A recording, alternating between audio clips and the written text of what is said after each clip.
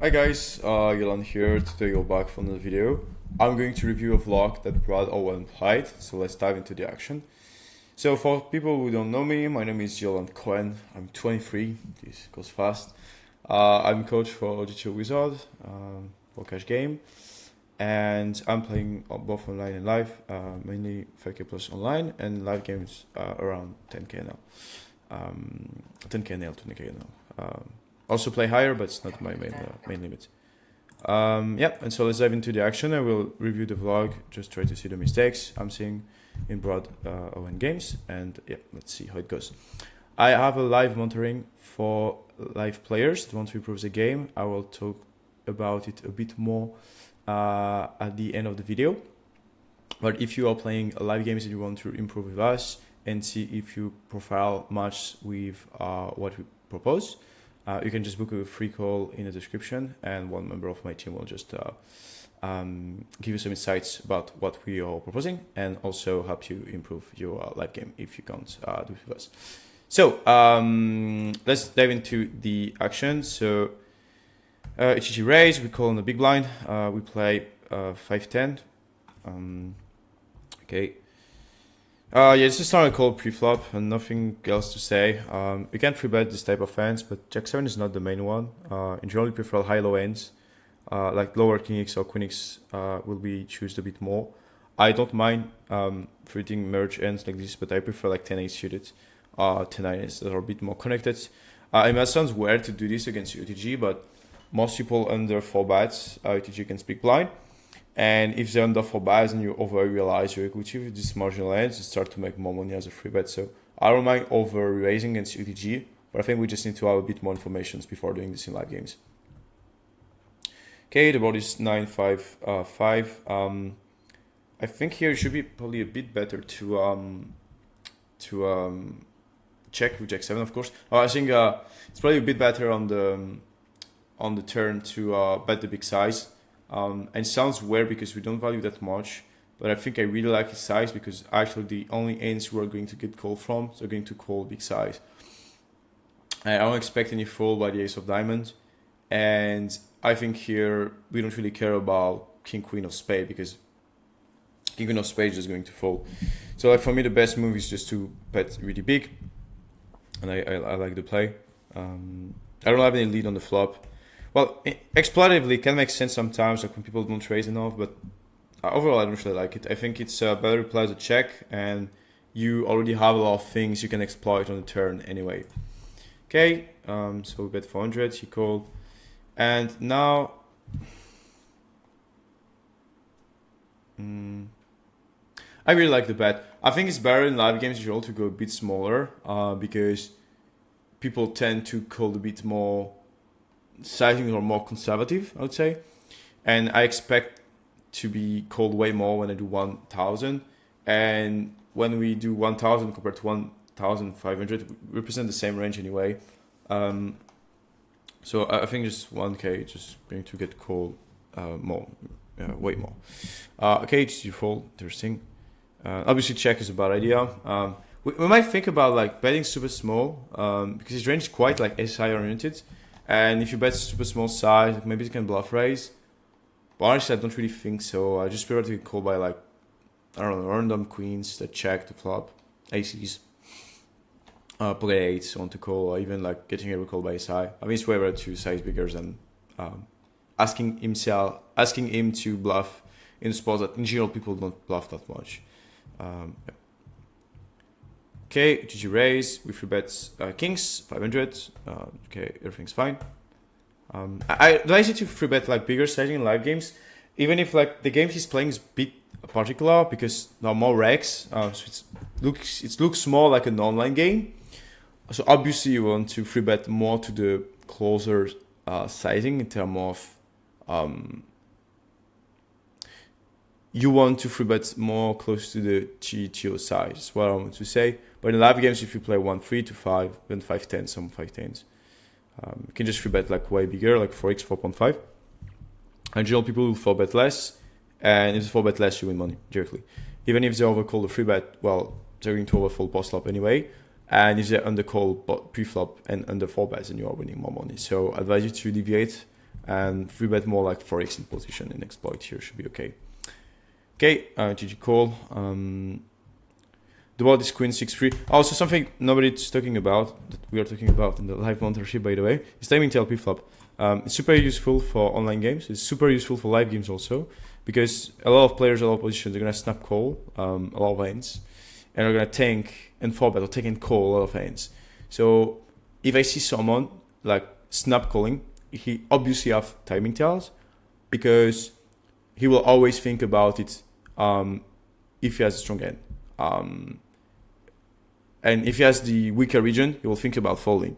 So as soon as the guy is snap calling, I know that he has a region that calls super fast, and so when he tanks, he has different type of hands. And something really important, because sometimes you can just make massive exploits based on that, and it's something you can exploit directly. Like if I see someone snap calling, I know, like for example, he's snap calling, he has more ace queens and ace king, for example, for sure, because ace king is always going to think at least a little bit about 4-betting. So, and if I see someone tanking, and after like snap calling with like pocket 5, for example, it means that he has timing tails, and also means that pocket 5 is an easy call in the spot for him. So we can also make the prediction with this information about his game, also how he's playing pre-flop in general. And if I see someone snap calling with pocket 5s, pocket 4s, I know he's going to be way more on the wider side, because he just snap calling that was actually close. So there's a high chance that he is also calling when the spot is similar to this one. Okay, and this is called like what we're doing right now. It's called like Bayesian opponent modeling. I'll explain it like a bit later. It's not really too difficult actually. It's just you can push it way more far by just asking yourself, okay, if he does this, what's the probability of him doing this? What's the probability of him doing this? And you do this already, but not far enough. For example, a lot of people do like, oh, he called me this on the flop, so he's a calling station. That's true, but that's really basic. We want to go further and understand what's the deviation villain will makes, and what's all the most probable one, or the more probable one. Anyway, okay, so we had 400 get called. It's okay. It's in okay size. Like mountain balls, you can also downsize a little bit more, but overall it's fine. Especially against the pool, I think this sizing is better. Now with kings, I should be really close. The reason is because you don't have free street of value, so you isolate yourself quite a lot. But the reason why I want to bet is because I really don't think we win any money in the checking line compared to the GTO strat. We don't win additional EV in practice to play the checking line. Like I don't see how it can be great, because most people are not going to bluff enough. So they're going to turn enough hands to bluff. So I think it's better to bet with kings. But in theory, like kings should be checked sometimes. Even I think most of the time actually in spot. And should mainly bet with a club. And a lot of people are going to think like the opposite. Like when you don't have a club, you need more protection. But in theory, it doesn't work this way. And you're thinking more about which ends do you block. And with kings here, we unblock flushes way more than kings with a club. Also, king with a club has more equity, and in general will have a equity utilization decreased, which is going to be less important than king without club. Because if I have a club kings, I still have some equity. If a club is game and I have kings without, I have way less equity. So I will still bet this hand, even if it's close, and it might be better to check in theory. I think betting is better. I don't really like the size. I think you're calling the same range if you do 1-4. Like if you have pocket 9 with a club, high chance is calling. I think the people like folding 1k4 with 9s clubs also probably folding is 1k1, because I don't really see people folding with that. So it's fine. It's okay. I think I would probably do like 1-3. I think it's better, 1003. But it's really close anyway. Okay, and king. Okay, nice hand. That's really difficult because we have top set, but we isolate ourselves quite a lot when we bet big size. We isolate ourselves against all the flushes, and he doesn't have too many sets. Like he's gonna have 6s and queens, but queens can 4-bet. Can have 7 with clubs or so. So like 6 combos. 4-5 with us. Yeah, it's actually really close. I am not betting here. Like, I don't expect people to call enough. And the thing is, if you removed in GTO like the weaker calling region, like tens and jack with club should call sometimes. If you remove them, this hand is not a value bet. And I think in practice, I think in theory it's not even a value bet. Like, it should be really close in EV. So I'm never going to value in spots where I'm not sure, simply because if we compare how the EV is distributed, even if like I'm not explaining EV distribution right now, it's not that. When I'm in a spot where the EV of the value bets is slightly higher than the check, so let's say blue is check and this is bet. Okay, let me put pink instead. Yep. But this is happening, and I estimate the EV to be like this. In reality, so this is estimated EV. Okay, so EEv.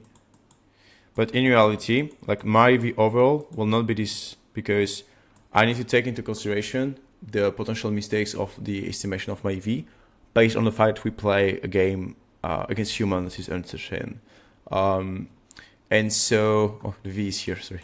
And so the problem is that if we put all scenarios like this, where it's close, there are going to be scenarios where bet is going to be way worse than check for like multiple reasons. Like, you can just bluff raise ends that would have that you would have won against, or he can just fold like a lot. And let's say he's raising sixes on the flop and he doesn't have queens, he only has sevens. You can get called by 5-4 suited also. And let's say he doesn't call queen jack, ace queen here. You don't value anything. And that's the main problem. So it's too close. And yeah, we might think, yeah, but he can have ace king. Yeah, but he has like ace king, king of club, ace. Not even sure this is calling, to be honest. And he has also ace king of club. So it's like few combos here. She actually only have like two combos you can evaluate of ace king. She has ace of club king and king of club ace, but it doesn't have ace king off. So and you don't beat ace king of club. And so in this spot, I think that we are more here with like DV of a bet. It's not on scale, but we don't really care. Just to explain. So for me, the EV of the check is here and the EV of the bet is here. But the reason why you should never value bet, even if you think bet is better than check, it is super weird to have as a thinking. But the thing is, we don't think enough about how we should play against humans. We just like put theoretical model into humans game. It's not how it works. Because in theory, if the bet is higher than the check, we'll always bet. But it doesn't take into consideration our uncertainty, because there are no uncertainty in theoretical solutions. Like both players understand each other's strategies. So you need to take into account uncertainty, and there is a probability here. Let's call it scenario 1, scenario 2. So there's a probability of scenario 2 is not 0, and for me it's too important in the calculation. If we estimate there's only 2 scenarios, not only 2 of course, to evaluate. So for me it's too close, and even if it might be great, when it's not great, we lose way more than what we win here. Okay, we can call this EV differential. It's not exactly that, but something I fully explain more in the live monitoring. You can find in the description. Anyway, so let's go. So I will not value bet here. I think it's the same. Oh, wow, no, it's way too soon. Like, all in is a massive mistake, because now I deleted everything. Oh, jeez. Oh, let's go. Okay. Yeah. So here, I think when we go all in, so now it's more like comparison of EV differential, because you can go all in, you can check, and when you go all in, like you can face multiple reactions. So you need to compare this like EV differentials, but we're not going to do this right now, because it's not easy to explain, especially with me not.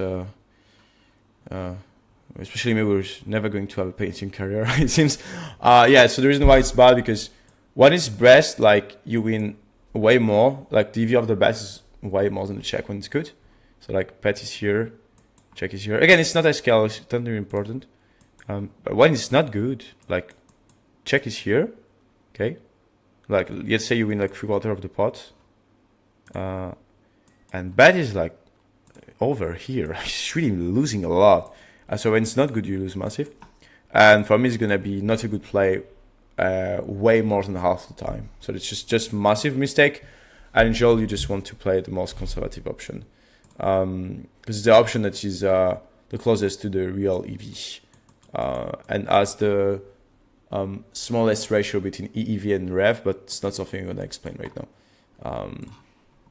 Maybe something I explain live mentoring. I don't know. Anyway, okay, NGG fall. So yeah, it's way too thin. Even with club is too thin. So I value bet the kings of club probably, but king without should be a check. And if you want to value bet, and you're certain that the opponent is gonna bluff enough, you can value bet, but you value bet 1k, 1k3, and it's just small stab in position, which is not something you should do in theory, but in practice, when people don't bluff much when they check raise, it's actually a really good move. Okay. We have king queen. Okay. She raise. I think this game is better free bet. If you play like in your environments, it's gonna be better call. What you saying? But I think in like 5-10 Belijor, like people are strong enough here, so I think free betting is better. And even live players, even if you play 50-100, like they don't fall bet enough. So yeah, I think it's better to free bet here. Okay, we got squeezed. Oh, we raised it to G. My bad. Didn't sleep enough. Great to always find excuses. Anyway, the call is not good. Fox in position is just strong. Yolan is dominated. I jack call, so I'm never gonna call here. It's not gonna be profitable in the games to call that. Okay, it's jack 6. He bet 350. It's a weaker size, but he can still have like aces in this size. And in general, what I prefer to do when I face this sizing is just to call, because it's really tough to understand what they're doing against raise, and it adds too much uncertainty about what's the best action after. As to decrease my EV overall a bit too much, I think I prefer to call because the ends will fall against check raise are going to fall against river bet. You can play turn lead against this size, against the pool, because it's too much like weak EV, and when you have like ace queen that will lose anyway if they bet 3 streets, depending on the guy, of course. I just prefer to call and lead this size, especially also because I expect an ace boss not to get bluffed enough, and the EV of checking the turn with like check calling ace jack and checking is coming from him bluffing, and if it doesn't happen enough, then you should develop a leading range in theory. I'm not gonna show you this on Wizard because it's gonna take like too much time, but maybe I can do a video on it on Wizard. Who knows? Okay, so I call. Turns a 10. It's really cool. I will not bet here with the nuts because I think the ends were going to get called twice. All ends are all going to bet on the turn. So I'm just checking. And by the way, he should check a stand here, like a stand of club, because he has a bad equalization and he needs to have some two pair in check. He should check jack 10 also. And nobody is checking ace 10 and jack 10. Nobody. So I think it's better to bet. And again, the EV of the check is worse with this hand because he's checking jack 10 and ace 10. But no, his EV of the check story is better with king queen. And it's going to be even better because he's not checking this type of hands. Obviously, to really understand how EV deviates from GTO to the opponent, we need to estimate well. Obviously, we need to know his strategy, but we will never know his strategy. But we need to estimate what he's gonna do with some like part of his range and how it's going to change the EV overall. Okay. Okay, we bet 1k3.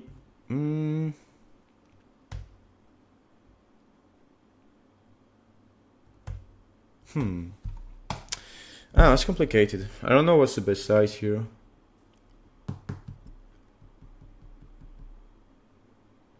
I think his range, like given the sizing he does, or like is mainly going to be kings and queens, like king jack, that type of hands. Especially because I also expect to pull to over barrel like ace queen ace king. And the thing is, if I ace queen ace king, I think it's gonna bet. Maybe not. No, I don't think so. I want just 10% pot and target queens and kings. I think it's the best move. Because I don't expect him to call an off in the ball where you don't have too many bluff in your perceive region. Because you turn ends to bluff, so yeah, I think it's better to have another end to put in value in the bigger size, but like king queen should play really small. And hijack raised. Oh, we are free in the pot. Oh, okay, I didn't follow. Yeah, if you're free in the pot, I'm definitely leading. No, I'm not leading this turn. I'm definitely not leading this turn. And get a fold first, and we got a raise. Okay. It's so weird. Because he only have like ace jack, but ace jack should raise, flop. Oh no, he bet small. Okay, whatever. Oh no, it's hijack. Tired. So hijack can have like spades combos, like ace queen, ace jack. People don't bluff this spot too much. So we need to find cuts. Yeah, it's quite annoying.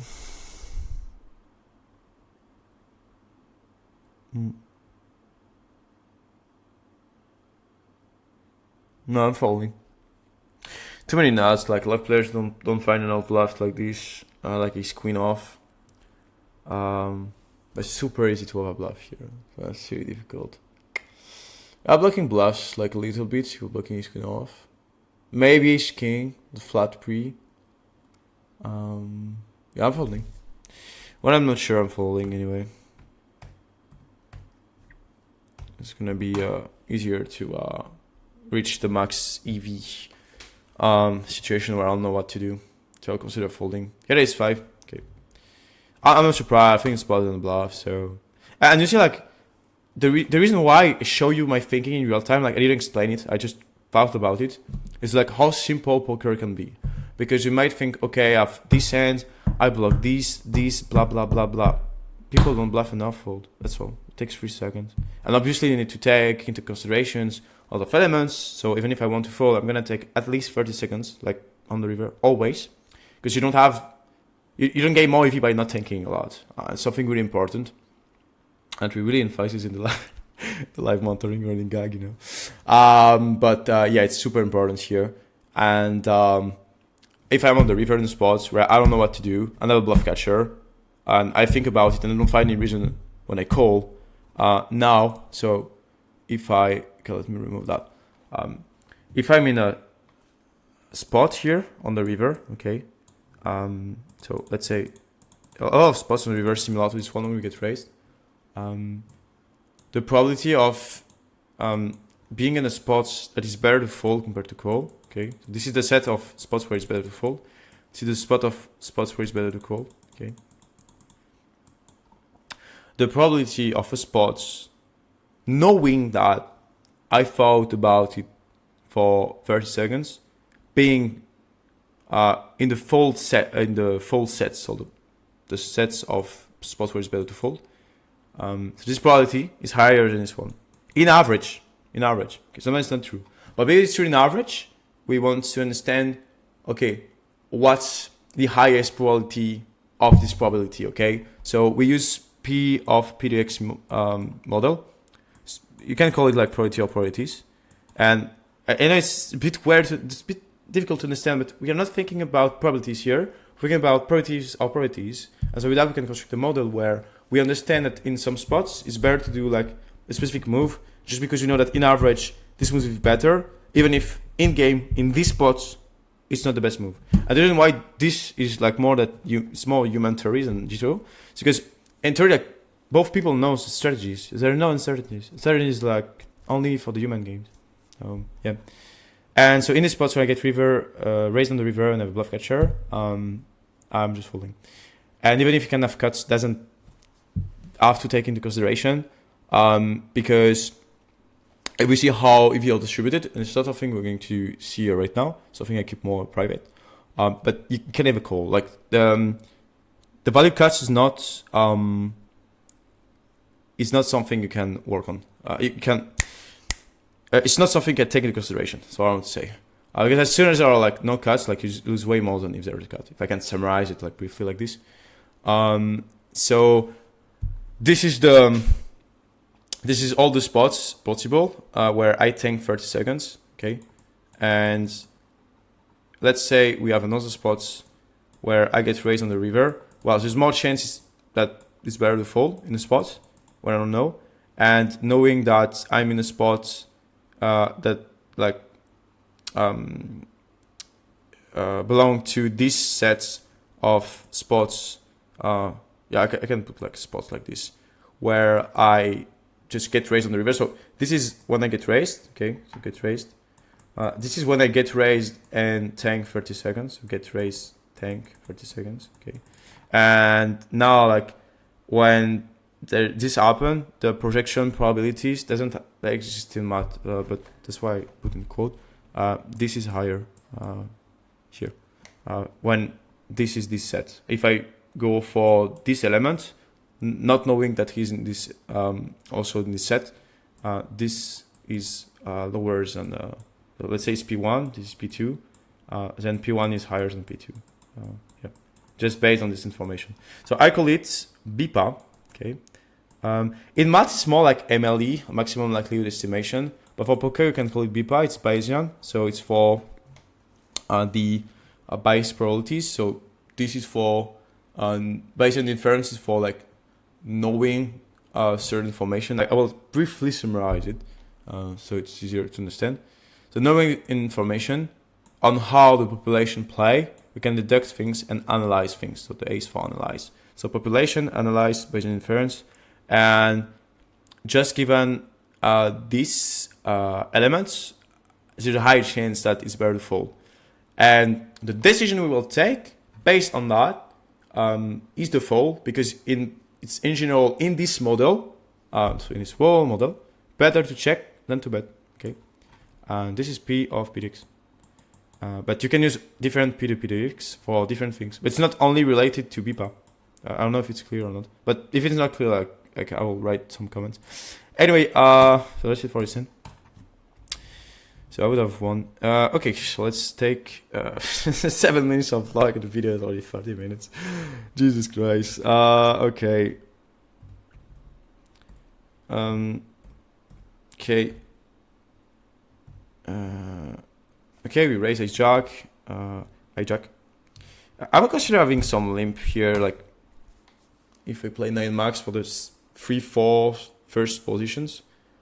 I'm not gonna enter too much into details, not really too important, but when you play weaker games, it's actually better to have some limps, because if the table is passive, then you're going to over-realize you pre-flop equity in the limp. So a lot of fans are going to have an increase EV in the limping region, and it's going to be an increase that is going to be high enough to be over 0, so it's going to be more profitable to limp than not to limp. And if they're too aggressive, then the amount of raise you will face is higher, and you prefer to limp because the pots are like extremely wider when you limp someone's ISO and like so few people calls compared to you open someone's free bet, and you can't really call your hand, so sometimes you also have a better equalization pre-flop when you limp, because you can call ISO way more because nobody's isolating strong facing the right size. And the second thing is, when you have a strong hand, the pot is going to be way bigger when you do that. So yeah, so in general, like way better to have a limping strategy. I think it's like the position where it starts to be really close. Cutoff and button I will never limp, it's just bad.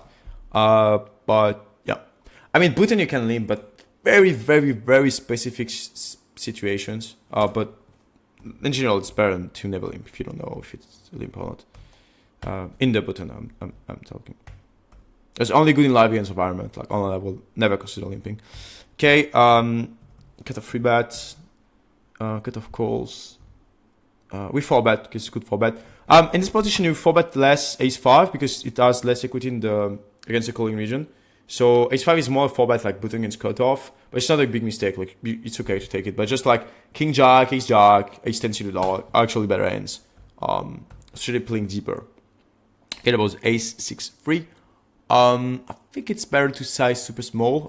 Typically, I will tend to have two size, 1/4, 10% pot.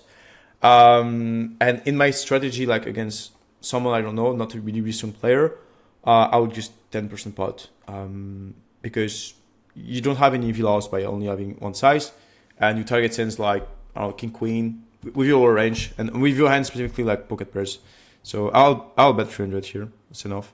700 is too big. The reason why it's too big is because you can't bet this sizing with wall range. You quickly decrease too much for like queens without spade. So you want to bet a sizing where you can bet everything, because you are going to win more money in practice by simplifying your game tree here. And just 10% is fine.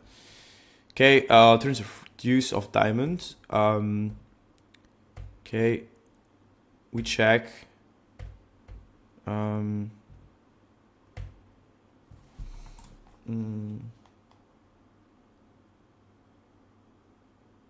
I think it's not good to check. So, reason why it's not good. Okay, let's say his range is either... Oh, sorry, I have a contraction of the muscle. I don't know the English name. That's okay. Okay, so let's say he has an ace. So he has... Okay, let's put his range in a few different categories. So, range. Okay. Wait. Let me do this here. It's going to be better. Okay, so... Wait.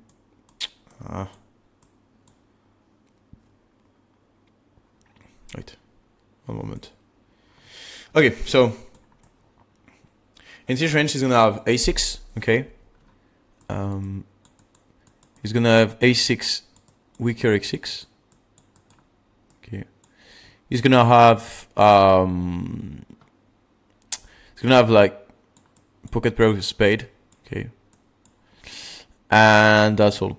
It's literally what he has, and also stuff, but like also stuff for mainly like either aces or like 6-5 off, 6-5 sorry.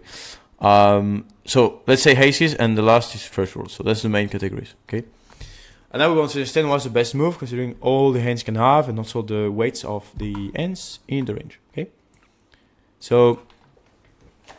The first thing is, when he has an ace, the reason why I don't like to check is because he's often going to bet and check. If he has like ace-jack, ace-10, weaker, a6, he's not going to bet the river because it's not going to get called by war. So it can happen in lower stakes, but I think in 5100s are strong enough to understand that ace-10, ace-jack should be checked. So a6 will play as a bet and check, okay, if we check on the turn. I want to explain why you should bet even with ace-5 on the turn. A6, however, strong region, ace queen, ace king, they might bet twice, okay, so they'll play bet bets, okay. Okay, pocket pairs are gonna play mostly either check or bet bets or check bets, okay. From my experience, people are a bit scared to face aces, so they tend to delay, but it's not true all the time. Ace is gonna play probably check. It's only one combo anyway. Gonna play check and bets. Check bets here. Can play bet bad, but whatever. It's only one combos, and flush draws can play check, bets, or bet check. Okay. Obviously, in the bets you can play multiple sides, but it doesn't matter. So this is what we'll do with his wall range. And the reason why I don't like the check is because now it's this direction. This is this direction facing check. Okay, facing check. But if I bet 10% pot again. Like I say, I bet 10%. What I'm doing against this region. So if you have aces, I don't care because I'm gonna lose an amount anyway. I'm not going to focus on like in which sizing you're losing the less against aces, because like doesn't matter much into your more like global EV. So let's say you facing bets. So a6 gonna call, okay. I chance he's not raising again like ace queen. Weaker a6 gonna check, okay. Can raise also, but I think it's mainly gonna call. It doesn't really matter if you raise, because if you raise, like we are most often behind. But I don't even think you should fold in this raise, because you can raise a little bit, whatever. Raise it. Pocket pairs. They might call, they might fold, but at least you don't let them realize the equity. So the lead, if you only have pocket pairs, is better, okay? And if you have flush draws, we take money against flush draws, okay? I mean, we isolate also a bit more against flush draws, but we take more money against flush draws. So this is what he will mainly have. And when I bet, it's better to bet compared to check against pocket pairs, and against flush draws is better. And these two hands actually depends on how they play on the river. But the thing is, if I bet 400, he calls, I check. It's gonna value bet because now my hand is super weak. My range is super weak. You have kings, queens, etc. And the problem is, if it goes check check on the turn, check, he bets, you call, you lose against an ace. If you bet a turn, you call, he check, you check, he checks, you lose against an ace. But with my strat of betting small on turn, what's going to happen is we don't care about winning money against airs. He doesn't have any airs. So when he has a weak a6, what is happening? He mainly gonna bet the river, and even if he doesn't bet the river, he would have bet the turn, check the river. So I would have not make any money. Okay. So the goal is to bet super small. Okay. And after, when he has like ace queen plus, okay, he's gonna bet. And why are we happy for him to bet his queen? Because we're gonna play as a 10% jam. Because nobody's bluffing this line, and most people are gonna follow ace queen. Also ace queen, especially playing as deep. So if ace is whatever, we lose. It's okay. And when he has his queen, then instead of like let him play as a bet, he's gonna play as a call, bet, fold, most of the time. And we win money because he's gonna put money, he's gonna fold. He's gonna give us when he's folding, and he's gonna put more money in average in a pot like this. And we also realize equity better because we don't let him see the river with this type of hand, because we're going to bluff raise. So I want to minimize my losing against an ace, and instead of him betting 1k, me calling and goes check check, I can bet like 400, he calls and goes check check. And if he wants to value bet, I don't care, because when he bets, I'm raising, and most people fold. So if I expect him to fold too much river, then we understand that actually betting 10% pots is really, really good move, and it's the best move, okay? And I think here is the case, and that's why I'm gonna bet 10%. And in theory, by the way, you should have like, most of your range should bet 10%. I didn't check the sim, but quite sure about it, so yeah. Anyway, okay. So we bet small on the river. I think you should bet, but again, the river is kind of the same actually. It's quite tricky because we want to get value from like pocket pairs, and we want to get raised by the ace to rejam. So I think the best size is just betting 5% pots, because you can just like bet around like 8% pots. A6 get raised. It's the same thing actually. It's not difficult. A6 raise, okay. Pocket pairs calls, and when A6 raise, you just re-raise. So I think it's better, and you also lose less when he has an ace.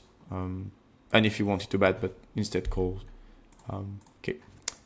So for me, it's too big. I'll have play like bet 250, 300, I think. I think he's always calling jacks and queens. It's too small, you know. People are going to be, still gonna call. And also, yeah, I didn't say it. Oh, I forgot. But sometimes I'm gonna bet 8%, and the air, or like, no, the pocket pair, going to play a bluff as a raise. And they can also call. But when they raise, I'm erasing. Anyway, so I'm happy because I win money because people fold. Okay, so we have king queen, middle position raise, check, middle position bets, call. Okay, you can free bet this pre-flop again. Like if you play weaker games, you're not going to understand that much like what you are doing in big blind, and advise you to free bet a lot. And in the ranges I'm advising, and the ranges I have for live games, king queen is always a free bet because most people on the 4 bet, and you over realize you could pre-flop. Okay, check, facing small, calls fine. Yeah, check definitely better because it's gonna bluff enough, and you will be so surprised to understand. Maybe something we should live monitoring also, but you will be super surprised to understand how much you can lead on the turn. Like most people don't like to just check because, you know, I just check calls, I check. But the check is coming, the EV of the check is coming if he's bluffing. If he doesn't bluff enough, like you need to lead, and it's mainly true on the A6 turn. Here isn't the case. Like we just need him to put money with his air region, because like when he has like, let me put in blue. Oh yeah, I put in yellow. Sorry for you. Blue is way better. So this is his range. Let's say he has this amount of air, this amount of king X, So let's scale again. This amount of a6. When I lead small, I probably win less against the king, and I can win way less against the air region because I might like not bluff. So I think it's better to check, but we can probably bet like one blind against the pool, maybe fine. But I think we're losing too much money by not like checking the turn, betting bigger. So yeah, we can think about it, but it's gonna take a lot of time. The video is already long, but leading can be a thing. But it's way better to check, I think, in this spot overall. So if I'm not know, I want to take the most conservative option because I know in the model it's going to be the best action on the long run. So I'm going to check all the time if I don't know exactly in game. But when he bet this sizing, I'm never going to check. I think the river, I think his range is a bit too like 10s, 9s, etc. And I think when I call, like I present all the king X, I have all the pocket pairs. I don't think people bluff that much. So yeah, but you don't get value by your king, lower king. Yeah, I didn't think about it. Yeah, I misread because I thought you beat some kings, but no. Yeah, I don't think I'm gonna lead the river even against this size. That's really close. Yeah, I think it's a good check. Wow, what the fuck? Freak spot. But the reason why I call, like, it's really not easy, okay? I know we won, but it's not easy. But the reason why I call is because EV distribution is a bit in your favor, in half favor, but I'm not gonna talk about EV distribution right now. It takes a lot of time to, my goal is not to keep everything, because otherwise I will not do videos. But it takes a lot of time to explain. But just, let's say how I will visualize the spot, not talking about distribution. I really strongly think that if he has a jack, he's going to be careful on the turn. Like I don't understand why he will side this way with a jack. And if he has less jack X and in this siding is like a bit weaker, then it's going to be better to check call and not leading the river just to let the air equity region putting money into the pot. So we won against what did he has? A deuce and a 7. Okay, he just whatever. Okay. Just passed. Okay, nice hand. Jack 10. We all want to see the bigger pot, so I'll try to be a bit faster. Okay. So we have Jack 10. Bomb pot. Okay, interesting. I'm not gonna talk about how to play bomb pot too much because most of you don't play bomb pot, so I'm not gonna talk about it that much. And also, I'm not like a bomb pot expert, to be honest. It's not where I'm strong. It's not where I'm the strongest. Yeah. Okay, yeah, I'm not gonna review it. Like, I don't care. Except it's the biggest spot. Oh, it's the biggest spot. Okay, sorry. I'm gonna review it. Okay. So cut off by 300. We raised to 2k. So good raise. It's the minimum size. We can even go bigger. It's because how much the board is evolving, and sometimes like when the board evolves too much, you don't want to have overbets because your equity realization decreases too much. Like if we take this board, UTG against big blind, we don't have any overbet. We only have 3/4, a small amount of overbet. If we take button against big blind, we have overbets. But it's because given it to ranges, when we have a strong hands, UTG against big blind, single raise spot, our actualization will decrease too much, and also our value region don't want to take the geometric size, but more like the setting is like lower than geometric. Sorry, I just bring it too much, too fast. It's gonna take the smaller sizing compared to the geometric size. Okay, it goes check. Okay, no, it's not a good check. I mean, you have top 2. He didn't re-raise. Just put money in the pot. He's gonna see on draws anyway. So if he has jack deuce, 10 deuce, he's not gonna fold. People don't know how much you should fold 2 pairs on the flop. But anyway, I have 10 deuce. I'm betting and someone's raising. I'm folding all the time. People always have jack deuce, jack 10. I thought not always you raising the value region. So the bluff region, like the draws. So anyway, 8 spade. Check. River's nice. Check. Okay. Wow. Oh shit. Oh, it's really tough spot. Yeah. Because like the value region cannot play this way, and when the value region can play in a different way, in general I will tend to like be more okay to call. and be more inclined to call, because there are definitely spots where like the EV is going to be all the pot because it's bluffing all the time this size. No.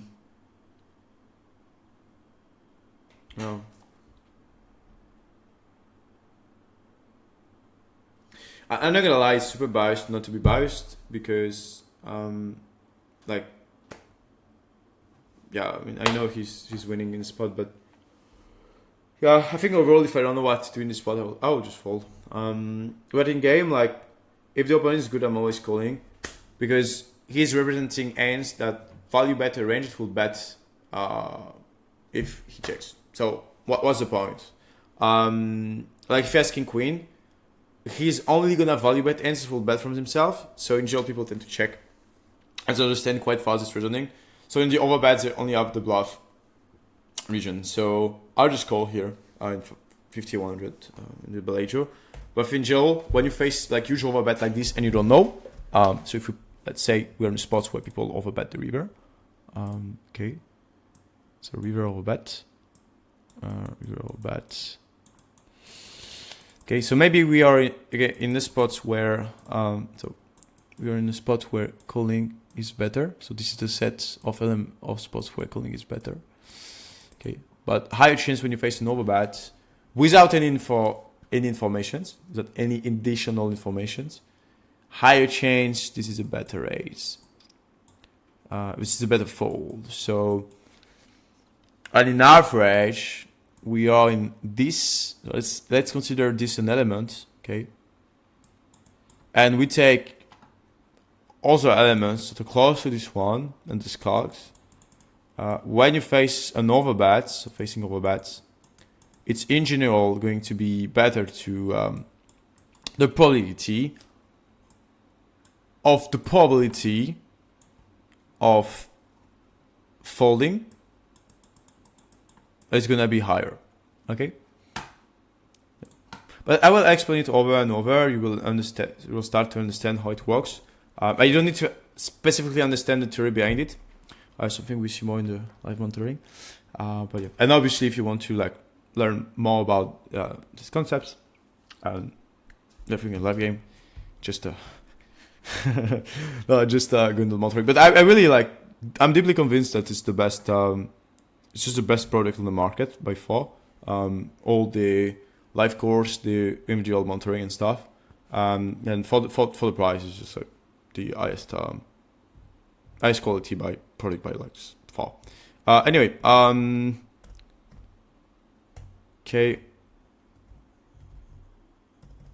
Big blind check, bet 150. Hijack call, big blind fold. I don't really like it because, yes, you don't have too many king kicks, but they're not gonna call that much. So if I bet, I want to bet like 75 just to call it pocket pairs and play my hand as a check, and facing check bet always re-raise. So I'll play my hand this way with queens. I'll explain. It's either I check, and I think check is better. But if I want to bet, let's say like someone putting me a gun here, and let's say I'm the I was president of the United States. Someone like put a gun here, and I need to find the size. I don't know why I took this example. It was a bad example. Then saw that this type of things happen, by the way. But I don't care. It's not the subject of the video. We talk about poker. So let's say someone's putting me a gun on my head and says you have to bet. Like the same I'm gonna do is always like close to 75, like 60. And when you bet, when you play queens, okay, as bet small, you can play this as a bet small, check raise, okay, or you can play this bet small, check raise, and you win more money against the pocket pair, and you don't like pocket pair like 8 card for free. Pocket pairs are like one of the main category that has the highest weights in both villain ranges. So yeah.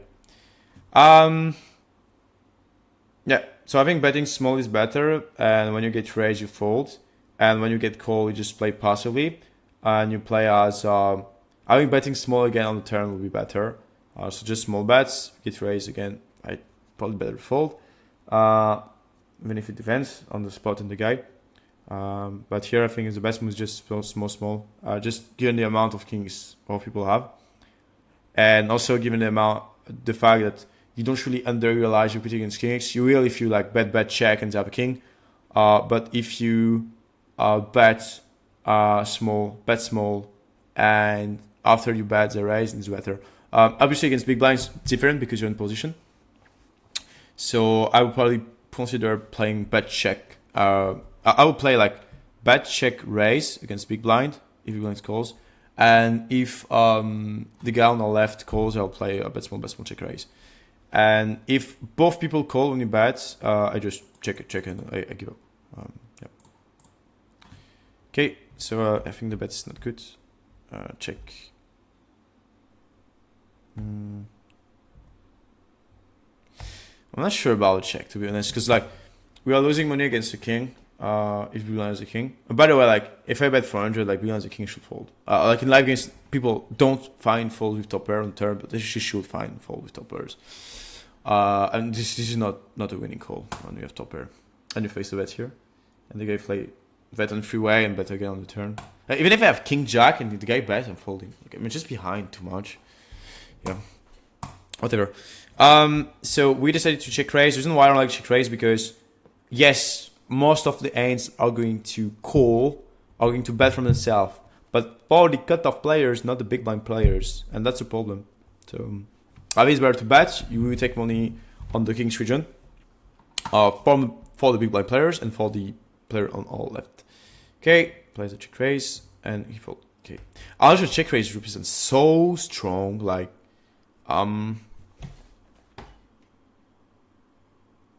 can we play like check raise super small? I'm thinking about check raise click is never a good move in general.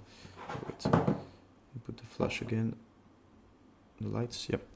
So in general, it's never a good move. So I'll never take it. Cause yeah, so you can play as like min check raise. So when he has the strong region, okay, strong region, he's re-raising. So you can re-raise after. That's not doesn't seem too sexy, to be honest. And so you can like min check raise, get it in called by a king, and after like bet really big when you don't represent too strong. People are not dumb. Like even if you check min raise, like check min raise pot, like you're not bluffing. But if you play against people that don't really understand how it works, like it's better to check min raise compared to raising a good size. But anyway, betting is better than check raising. But yeah, I just wanted to explore the min check raise region because I don't want to raise like 5x and they call it falls, like these disasters. And I don't think they're gonna raise that much. But if you check min raise, you can just think that they have like higher equity. Yeah. But the fact that it's king 4 deuce and not like king 8 6 makes a better check because we are going to face fours and deuces less often, both ranges, especially the guy on the left. So change the strat, but yeah, it's not too important anyway. Okay, let's go fast. I'll try to end the videos, but yeah, I'm never good to end videos. Like I did a video, I was like, okay, it's gonna be like 15 minutes, 20 minutes, always late. It's crazy. Anyway, play with 7 deuce. Okay, so there's a 7 deuce game, I guess. I'm not gonna review it because most of you don't play 7 deuce. It's not too important, and you need to prioritize what you're studying. It's a really important topic, and I see the difference as someone who had what we call memory. If you type my name in memory, you'll find it. In the past, for 2 years, by the way, I got beaten. I don't compete anymore. But for poker, it really helps me learn to understand how you should learn things. And if a spot is never happening, like it's cool, but like don't study it at all, and just like start by studying the fundamentals. But I speak about it more in detail in the live 130 course about like how to study, especially for live games. Okay, and basically it's exclusively for live players. So if you play online and you're a serious player who want to transitionate, it might be possible, but it's mainly for the players like playing only lives and focus on live. And I don't advise you the course if you play online, because even if you will learn things, it's specifically dedicated for live players.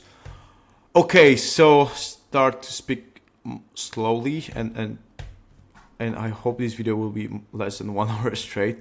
Okay, raise GTG, big blind call. Someone else called, yeah.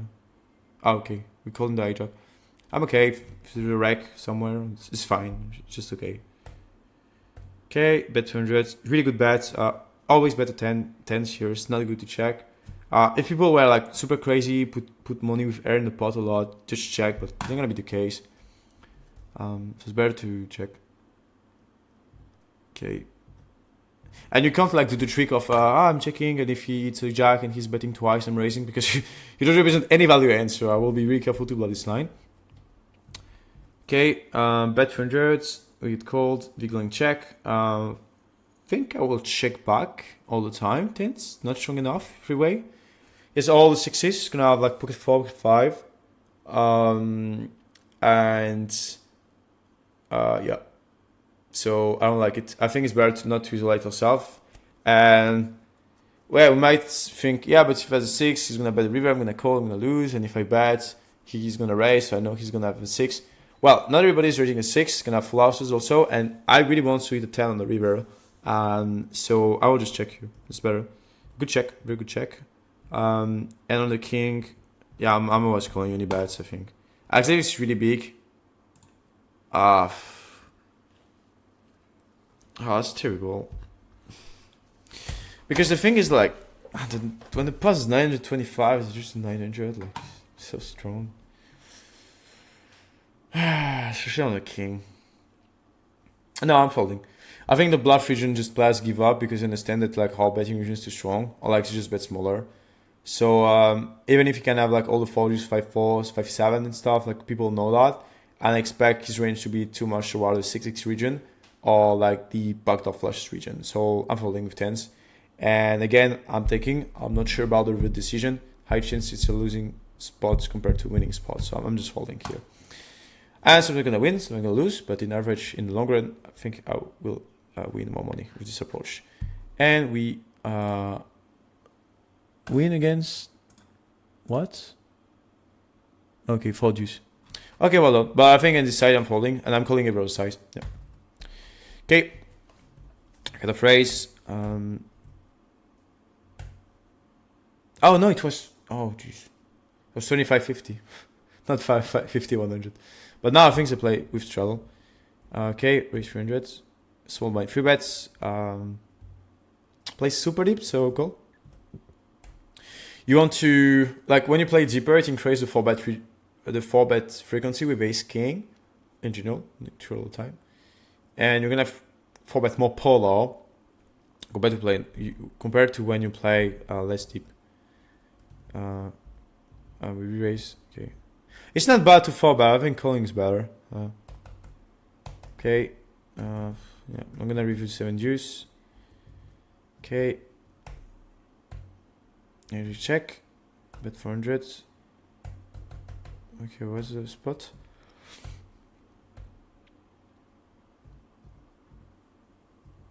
Oh, we call the big blind. It's a knock a call because the opponent size is only 2x, but also why should be really careful. Okay. Now I'm folding the turn. It's just too strong. Like, people don't bluff raise enough, and too many players just have like ace and jacks, so I'm just folding all the time. Okay. And also the problem is, if you call a turn, you need to call the river. I'm not saying that if you call a turn and the river call is a minus EV, you need to call. No, don't be dumb. No, it's just like most people are going to bluff turn. Like, there are high chance that they're also bluffing the river. There's a high correlation, so the projection probabilities, we're going to do it fast, of one element in the 2 sets is higher when the guy is check raising, because people were not gonna bet the river, so I'm not check raising, so they're not even in the first set. So yeah, and I'm not calling the river because even if I can face people who are over bluffing, most people will under bluff this spot. So I can isolate with the uncertainty I have people that over bluff to under bluff. If the set of attribution is like the world population. Of course, if you have like super big read on one guy, I'm going to play against the smallest number of individual I have information on. So if I have a lot of information about this guy, I will only play against this guy, even if I can be wrong. So I need to consider like population. I need to have population considerations, by the way. And bet 300, I'm not here in the pot anymore. But 8 is a bit different actually, because now his only value is pocket 6s. And he might have like a pocket 8s.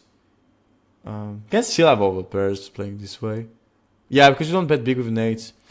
That's a problem. Like you're not gonna have like too many 8-6 in no Percy region. No, I mean I'm folding, never doing anything here. Okay. Oh, we're 2 in the pot. Wait. What? Bet 400, raise. Got too cold.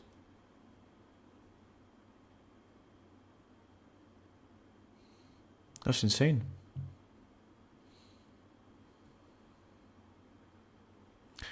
Oh, get called twice. No, that's like massive fold. Nobody's bluffing. Yeah, I mean, nobody's bluffing. No, no way. I don't understand if you win that. Yeah, I missed. What is yours? What? I don't see. But we lose. So probably 6s or something. Tell me in the comments what you see, but I don't see right now. 6. I can't hear. Just let me one moment.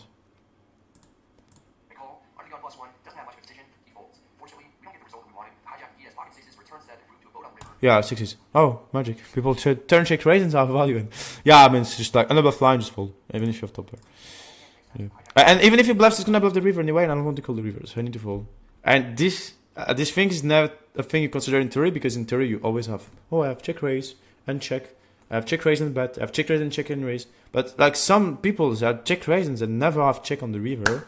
So the EV you can gain in theory by calling because they're giving up bluffs is not happening as often in practice, because most people, when they check raise in a spot, they don't like force the full equity on the turn, because as we saw, he did like a normal size.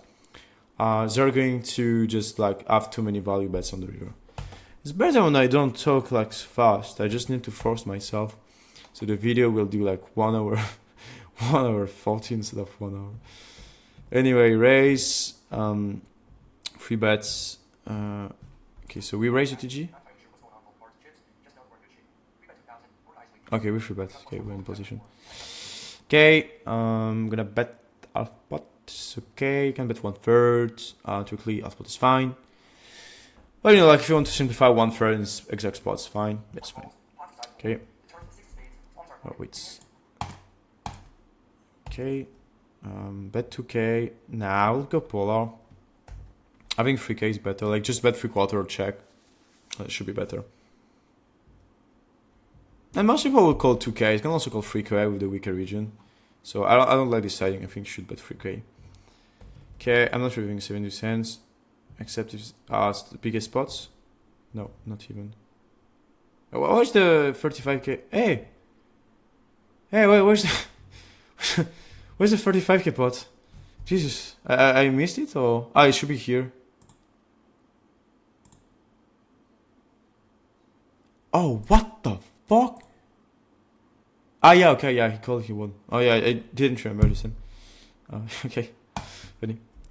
Yeah, in this spot I'm fine calling, but most of the time I will follow these spots, if I'm honest. But I think in this spot, like even if I see he's losing, I'll probably ask you to call because of this really specific spot. But if you can't isolate like good overbet spots that are good to call with the ones that are not good to call, then I can call. Yeah. Okay, and great. So this is your brought for this nice session. I really hope you like it.